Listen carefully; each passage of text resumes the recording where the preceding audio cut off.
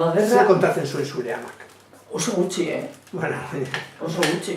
Baina gerra alde egin behar aurretik, matxinera nik uste dut gogoratzen zala oso ondo. Euren amama, Andoni, Andoni, nola esan, bere amama, Joseba Andone edo, ez dakit nola esan, zala emakume bat oso aurrerakoia, beti gazteen alde, beti gazteen alde. Eta hori laguntza handia ematen zela, porque zirela urte batzuk oso ilunak, bere esaten zuen adibidez. Jorretara ekartzen zuten apaiz bat, 100 piko kilokoa, hartzen zan salataka, pulpotik, pekatua, infernua, da gelditxo ginen dardara, urrengo urtera arte, dardarka denok.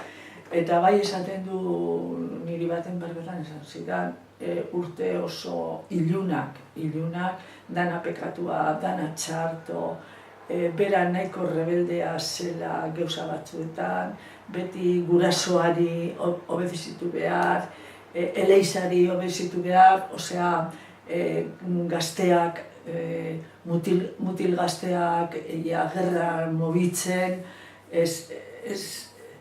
euren gaztetasuna izen zara oso gogorrei eta oso iluna. Eta ni baten, holan berbetan berbetan, ez dakit nik azaldu nion, hori ni nintzela eskonduko, ez nuela ikusten eskontzea, ez dakit zer, berbetan, desan zidan begira, nik uste dut askatasuna dela gauza handiena.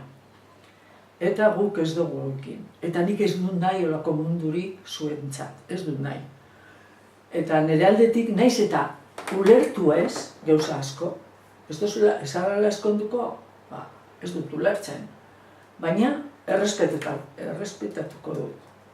Eta gero zu jakingo duzu zer egin